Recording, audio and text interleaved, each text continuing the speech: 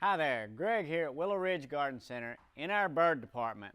It's getting close to Valentine's Day and the bluebirds are looking for love. Now they may be looking for love in all the wrong places if they're not in your backyard. So if you don't have a bluebird nest, now is the time to put out a bluebird nest. Bluebirds have specific things they need in their nest. The hole has to be a specific diameter.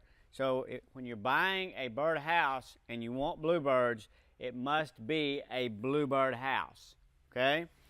If you already have a bluebird house, now is the time to clean those out. They don't like making nests in old nests.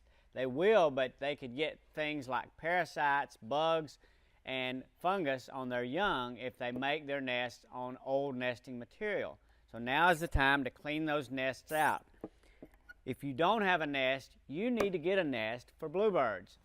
February is the best time to put one out. That's when they're looking for love, they're making their nests, and they're going to start having those young little chicks in your yard.